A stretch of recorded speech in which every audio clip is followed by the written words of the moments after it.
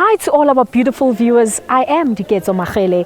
Today we are here at Tshwane in Hammanskraal, where OSA is having one of its projects to empower the community's agricultural sector.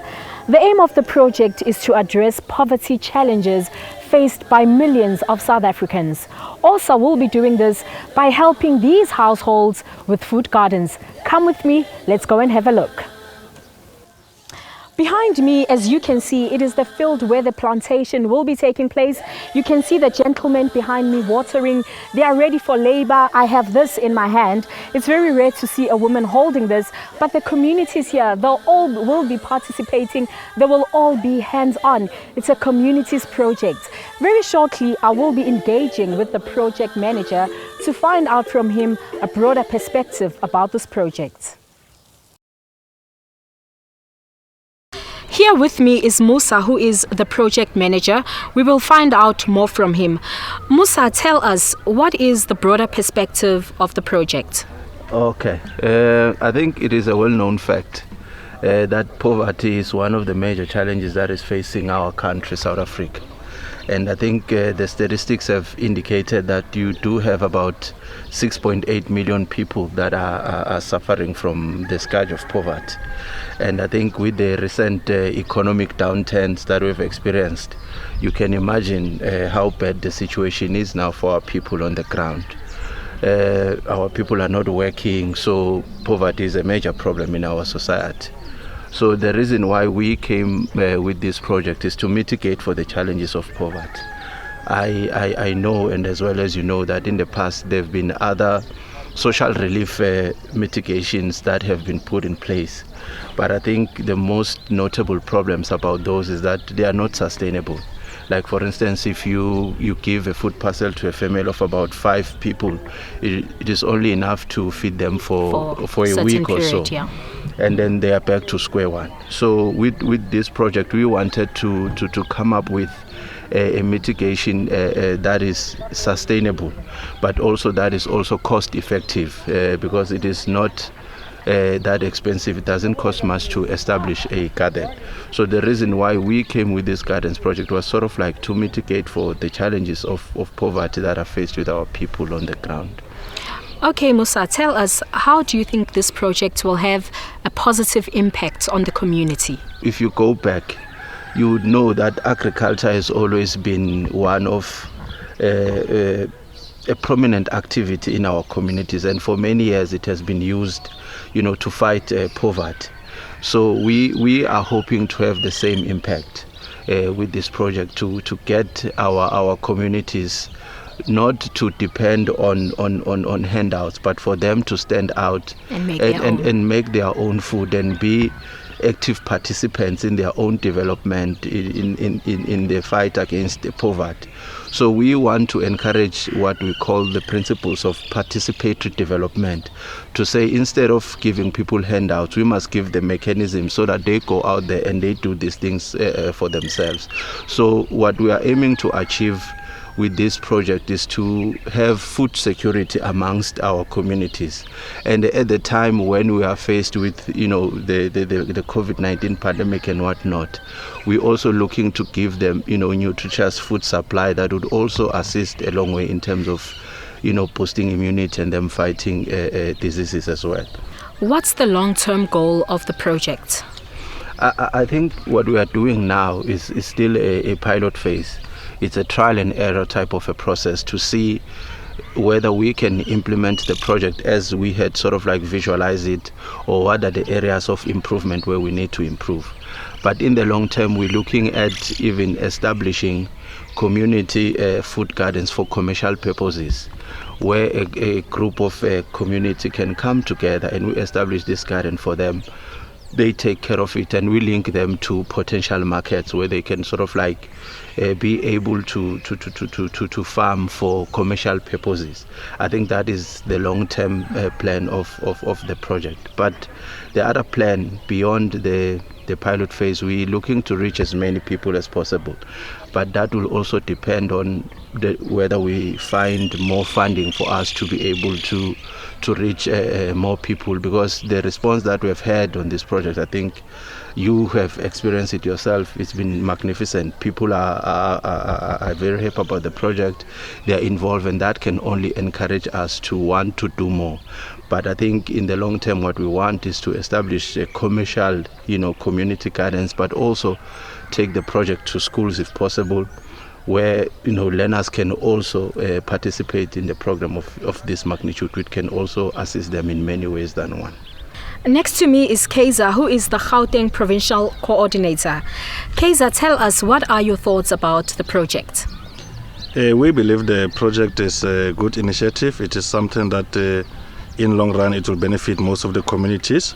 Those that have been following the story of a lady in KZN, Welile Gumede, who has taken her SASSA money to start what is a tomato tunnel that has turned into a multi-million rand. We believe that is a classic example of what communities can do, working together, having an ambition of achieving something worthwhile through working hard and then taking power back into their hands. What is the link between this project and the motive, or rather aim, of OSA as a movement? As OSA, we believe that it is high time that communities take power back from the politicians, because we are now experiencing high level of the unemployment rate, and then we believe that this project will actually benefit communities in many ways, whereby communities, they will know now how to fend for themselves. They will know how to catch a fish. Instead of the government always trying to capture our people by feeding them a fish, it can be through SASSA money. Hence, I've already mentioned the classic sort of Welile Gumede, who has turned her SASSA grant into a multi-million business today. So as also we truly believe that communities working together, coming together, they can achieve a lot. And then we once say the corruption, it is actually the public number one enemy in this country. It steals jobs, it steals opportunities. So politicians, they are actually running a mockery of the freedom fought by our people. And then we cannot say we're having a freedom when people are still enslaved in debts and unemployment, whatever. That is not a freedom, because automatically once there is no growth in an economy, freedom loses its meaning. So we truly believe that it is time communities, they take power back, they start to appoint one of their own, and then they vote for the people that they want to vote for. We believe that the communities, they must have independent candidates, that they themselves, they have been appointed, and vote for those person that knows that person will account to them, instead of seeing the public representatives that are from parties, that they account to the party before the communities. You look at a classic example what was happening in Tshwane, whereby political parties, they were fighting for political power. They have forgotten the electorate. They have forgotten those that they have put them there. Even though you look at the way decisions have been taken, the electorate, it is not even consulted. So we want people that they can say, look here, before we can do 1, 2, 3, let me go and consult with them in my community, and then hear what my community say. People that will advocate for them in a community. That is actually what we want to achieve as OSA. Thank you.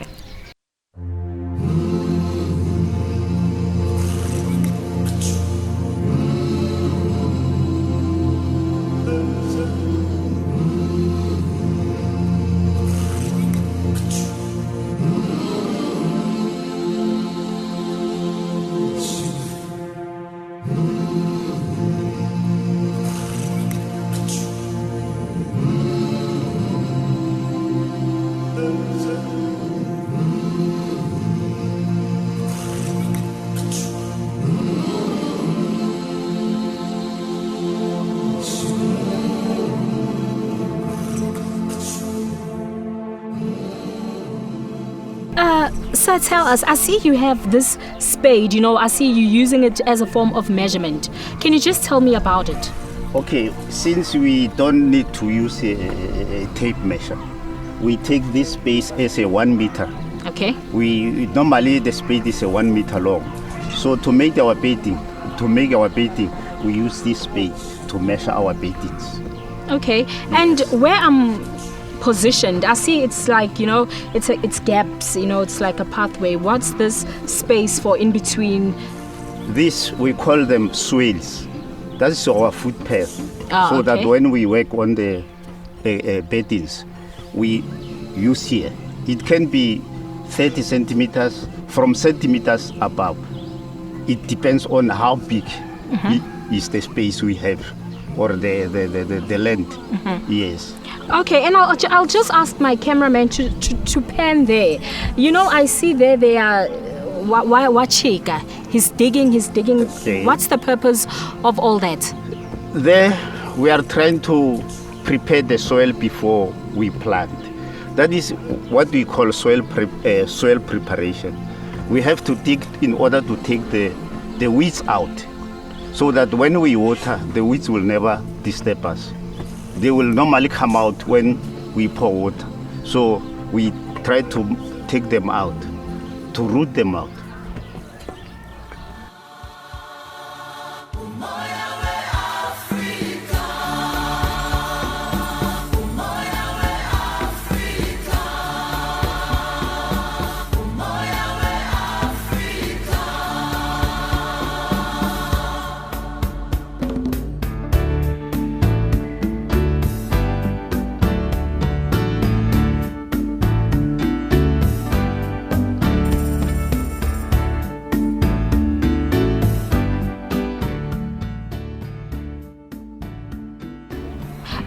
Gardening is mostly considered to be a job that's mostly done by men.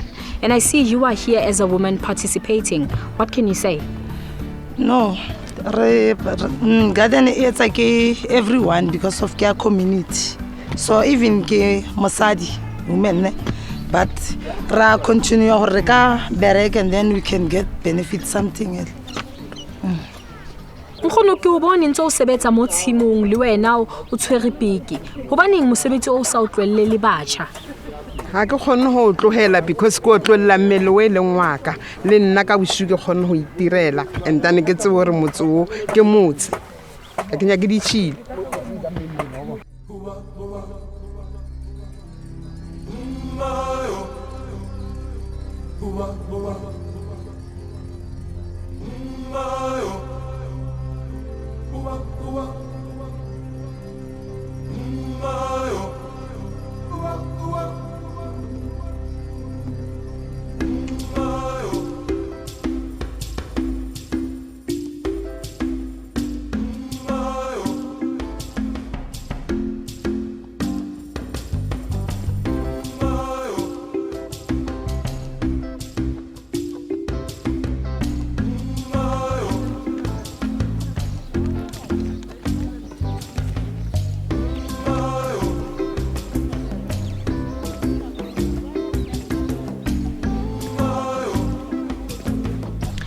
Auskatle o njwetse batho ba motse ba ikutlwa jwang ka morero ona? Batho ba motse ba thabetse this project ba bona hore e tlo ba gola mo malapeng a bona re tlo ba re ja merogo e me healthy e me fresh e tla be re dijwaletse yona e seng e re rekang go dishopong.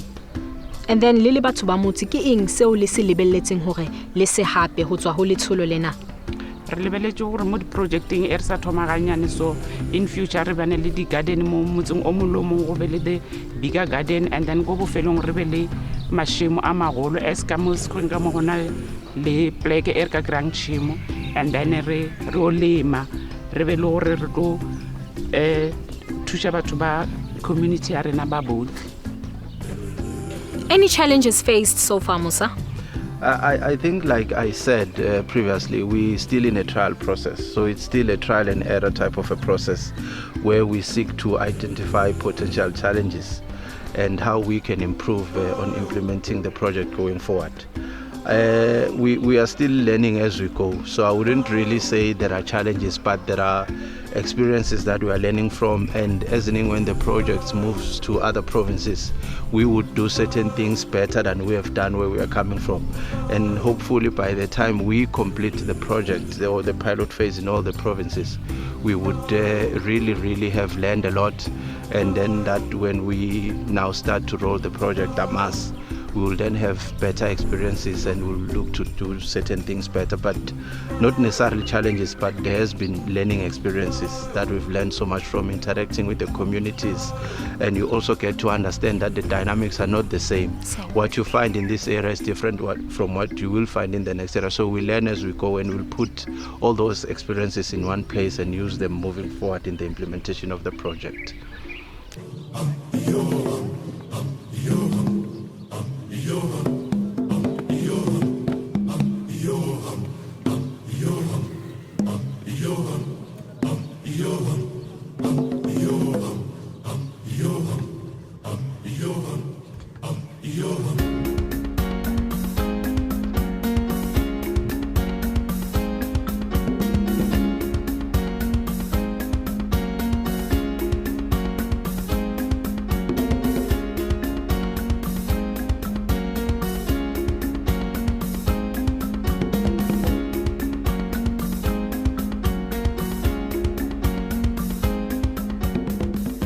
Abu James, a ko re jwetse wena ke eng karolo ya hao ho mosebetsi ona wa ho hlokomela tshimo?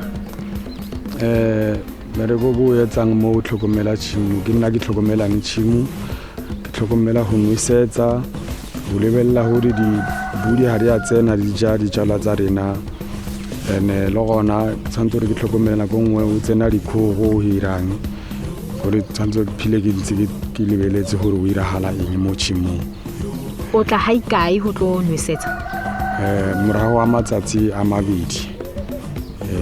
Tshwanetse re ke nwesetse morago wa matsatsi a mabedi ka nwesetsa bjalo jwale. Ke ho fitlela hona jwale ke eng dijalo tse sentseng le dijetse le bona ditholwana tsa dijalo tseo?